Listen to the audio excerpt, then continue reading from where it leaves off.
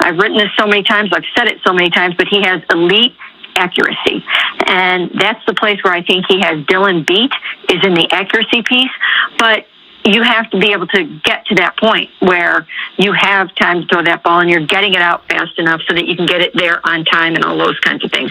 But in a 7-on-7 drill, if you put those two up next to each other and you just started doing a red zone 7-on-7, I think Shedeur would win that drill most of the time. But that doesn't mean that he would be the better choice at quarterback right at this moment. It means that he has to put the whole package. Don't skip a single second of this video. And if this story touches your heart, give it a like, subscribe to the channel, and let us know in the comments. Where are you watching from? Let's begin. Cleveland didn't just wake up to another Browns headline that morning. It woke up to a crack in the shield, a fracture in the carefully controlled story the organization's been feeding us for months. Because when Mary Kay Cabot went live on 92.3 The Fan and slipped, when she said those words, Shedeur has elite accuracy, that wasn't just an opinion. That was an admission. That was the sound of truth leaking out from behind Berea's locked doors. For weeks, fans have felt it in their gut. The energy around this team didn't feel right. The reports didn't match the film. We kept hearing how Dylan Gabriel was progressing, learning the system, managing the game. But every insider whisper, every camp highlight, every small clip that made it to social media told a different story. That Shedeur Sanders was out there dropping dimes with third-string linemen and making it look effortless. Still, the official line never changed. He's developing. He's coming along. That's PR language. That's what teams say when they're hiding something. And then Mary Kay, the face of Cleveland's insider media, the one who's been in those press rooms longer than most players have been alive, slipped up on live radio. She didn't just praise Shedeur. She compared him, said flat out he had Dylan beat in accuracy. You could almost hear her realize it mid-sentence, trying to backpedal, trying to soften it with pre-snap reads and timing, and he still has to put it all together. But the damage was done. You can't unsay elite accuracy. You can't unsay he'd win that drill most of the time. In that instant, the illusion cracked. Fans who'd been brushed off as impatient or uninformed suddenly had confirmation. The Golden Boy wasn't the best man for the job, and everyone inside the building knew it. What we were seeing was a full-blown narrative cover-up, and the person helping run interference wasn't a coach or a front office exec. It was the reporter who's supposed to keep them honest. That's what stings most, because Cleveland fans have lived through decades of this. Promises, excuses, scapegoats. We've seen generational talent buried under development plans. We've watched potential rot on the sideline because someone up top didn't want to be wrong. And this felt like deja vu. Another season, another secret. You could feel the disbelief turning to anger, because this isn't just about who starts under center. It's about trust. It's about the fans who show up every Sunday, wearing those colors, believing the organization is finally doing it right. And now we find out the truth, that politics and pride might be driving decisions more than performance. The Browns didn't just lose control of a story that day, they lost credibility. That was the moment Cleveland cracked. Because once the truth leaks out, once fans realize the insiders are protecting someone instead of protecting the truth, there's no going back. And it makes you wonder, if they're willing to hide this, what else are they hiding? Let's be honest. The Browns have always been a franchise where power doesn't flow through performance. It flows through loyalty. And Kevin Stefanski, for all his reputation as a calm, system-first coach, might be running one of the tightest control cultures in the league. You can see it in the way he handles quarterbacks. Predictable, safe, loyal to the ones who don't threaten his structure. That's why Dylan Gabriel feels like the perfect Stefanski guy. Low ego, high compliance, a do-what-I-say type of quarterback. And look, I get it. Coaches crave control. They want predictability. But the problem is, control kills creativity. It smothers momentum. You can't play scared in this league. And right now, this entire offense feels like it's been built to keep Stefanski comfortable, not to keep defenses guessing. Watch how Stefanski talks about Dylan. Every word feels like it's been run through a PR filter. He's managing the game well. He's progressing. He's protecting the football. That's code for he's doing what I tell him to. But that's not what wins in today's NFL. The league has shifted. It's about instincts, improvisation, and confidence. It's about guys like Lamar, Jalen Hurts, CJ Stroud, quarterbacks who play free but prepared. And that's exactly the kind of energy Shedeur Sanders brings. But that's the problem, right? Stefanski doesn't want that energy. He wants control. And Shedeur? He's unpredictable in the best way. He's magnetic, confident, fiery, the kind of quarterback who changes locker rooms. You can see it on the sideline. When Shedeur walks past teammates, heads turn. There's a buzz. Even veterans feed off it. But for a coach who's built his whole career on structure and balance, that kind of charisma can feel like a threat. So what does Stefanski do? He keeps the hierarchy intact. He builds walls, quiet ones. He gives Dylan the first team reps, the press conference praise, the public protection. And Shedeur, he gets the developmental tag. He gets behind the scenes. He gets just enough opportunity to keep fans curious, but not enough to make noise. It's the perfect setup to control the narrative. You can feel it in the way the organization communicates too. The tone from Berea has been the same for months. Trust the process. But that process has a pattern. It protects Stefanski's guys, not necessarily the best guys. And the fans know it. Scroll through Brown's Twitter right now. The comments aren't subtle. People are saying what the media won't. That Shedeur looks more poised, more accurate, and more alive in the pocket than Dylan ever has. They're not making that up. They're watching the same clips we are. And here's the wild part. Even with limited snaps, Shedeur still manages to stand out. That shouldn't happen if the competition was truly fair. That shouldn't happen if development was the only thing keeping him off the field. But that's the Stefanski system. Reward safety, not spark. Protect what's known, even if it's average. And that's why fans are starting to push back. Because deep down they know this isn't about readiness, it's about reputation. Stefanski isn't protecting the team, he's protecting himself. And the longer he does, the more that locker room is going to feel it. Because when a coach starts choosing comfort over competition, that's when the cracks spread fast. There's a difference between reporting the story and protecting it.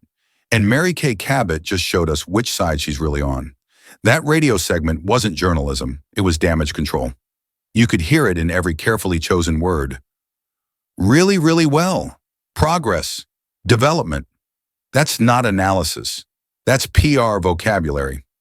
And the fact that it came from one of the most respected voices in Cleveland media, that's what makes it sting. Because think about it. This wasn't some rookie reporter fumbling a quote. This was Mary Kay Cabot, the Browns insider, the one who's been in those meeting rooms, those press conferences for decades.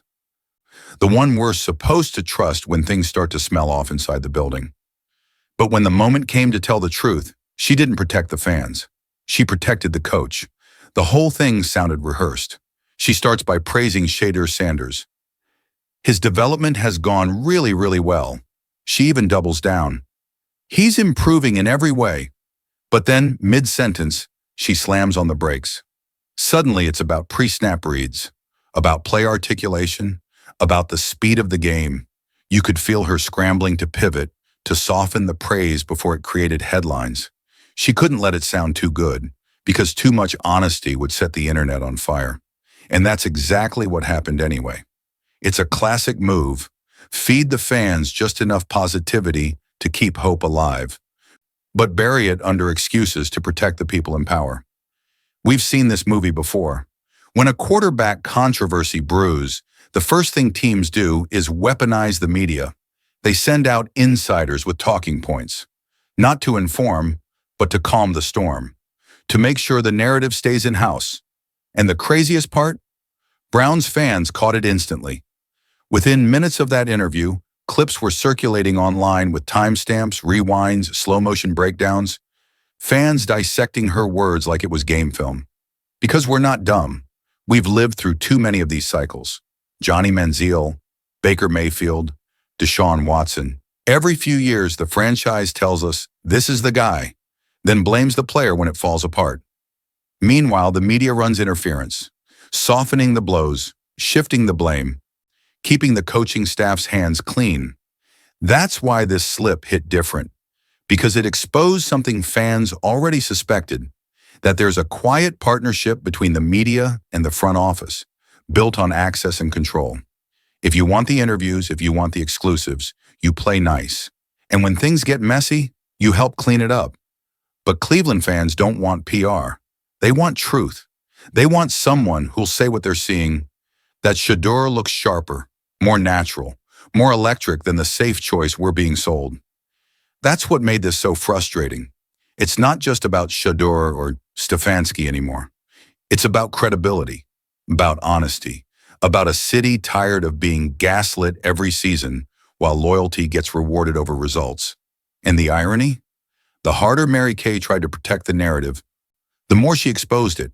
Because when you start sounding like the coach instead of the reporter, the fans stop listening to your words and start hearing your fear. And that's when the whole cover-up starts to crumble. You can't keep talent like this quiet forever. No matter how deep they try to bury it, no matter how much they spin the story, greatness finds a way to leak through the cracks. And behind those locked practice gates in Berea, that's exactly what's happening. While the headlines stay focused on Dylan Gabriel's steady leadership, something entirely different is brewing just out of sight.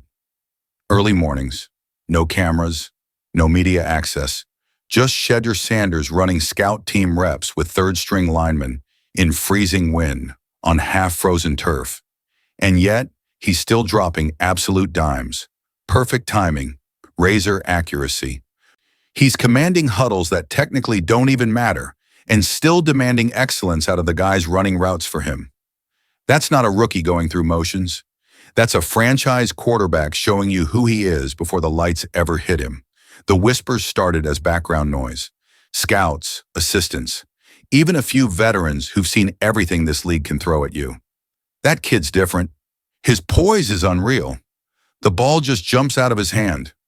When those comments start echoing through a locker room, you can feel the shift. Players know you can't fool the guys who share the field every day, and word gets around fast. Then it reached upstairs. You've got Jimmy Haslam walking around the facility wearing a quiet grin every time someone brings up Shedeur's name.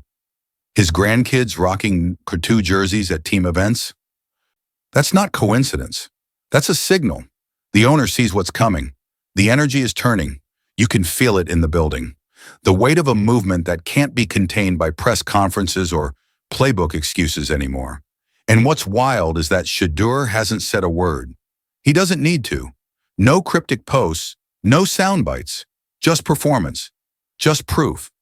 Every throw, every rep, every extra hour in the film room is a message. I'm ready and you can't hide me much longer. Coaches see it. Players see it. The fans feel it. And deep down, even Stefanski knows it. That's why the tension's thick every time practice ends. Because every day Shedeur keeps doing it really, really well, the walls of that old hierarchy start to shake a little more. We've seen this before, the quiet rise before the storm. Jalen Hurts behind Wentz. Mahomes behind Alex Smith. The coach plays it safe, the rookie keeps winning behind closed doors, and eventually the truth forces its way onto the field. That's where this is headed, because no matter how many headlines they feed us, no matter how many times they say development, you can't stop a player who's built for the moment. Shedeur's not asking for permission. He's earning inevitability. And right now, every whisper, every rep, every subtle glance from the owner's box says the same thing. They can delay it, but they can't deny it. The rise is already happening. And once that door opens, there's no going back. Every story like this reaches a breaking point. Every cover-up, every excuse, every "he's not ready yet" eventually runs out of time. And when that moment comes in Cleveland, when Shedeur Sanders finally steps onto that field as QB1, it's not going to feel like a substitution. It's going to feel like a reckoning. Picture it. The stadium's buzzing, the crowd's restless.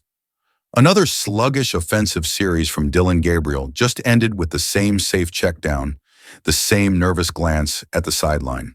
And then the camera pans to number 2 warming up on the sideline. The air changes. Fans rise to their feet before the PA announcer even says a word. You can feel the shift through the screen. That's not hype. That's hunger. The city's been waiting for this. Kevin Stefanski knows what it means too. You can see it in his eyes as he gives the signal. That slow, reluctant nod, part surrender, part realization. Because the second Shedeur takes that first snap, everything changes. The control, the politics, the talking points, gone. Now it's about truth. It's about talent. It's about a kid who was built for this moment finally being unleashed. And when he drops back for that first throw, that clean pocket, that effortless release, that laser across the middle, the silence on the sideline will say more than any press conference ever could. Stefanski will know it. Mary Kay will know it. The locker room will know it. Everyone who downplayed him, who called him in development, who said he's not ready yet, will have to face what they tried to delay. Shedeur Sanders was ready all along. Because greatness doesn't wait for permission. It doesn't follow timelines, it breaks them. And Cleveland, a city that's lived through heartbreak after heartbreak, deserves this kind of story. Deserves a quarterback who isn't just talented, but fearless. A player who represents something bigger than football, a shift in culture, a change in energy. You can already feel it building. The fan base has flipped from frustration to belief. The same media that once protected the narrative will have no choice but to rewrite it. The same coaching staff that played it safe will have to admit the risk they feared was actually the reward they needed. And the franchise, once known for cycling through quarterbacks like bad headlines, might finally find the one that stops the carousel. Because when destiny walks out of the tunnel wearing number 2, the excuses end. The era of managing the game ends. The silence ends. And what begins is a movement, not just for Shedeur, but for every player who's ever been told to wait their turn when they've already earned it. So go ahead, keep him on the bench for now, delay the inevitable, protect your egos a little longer.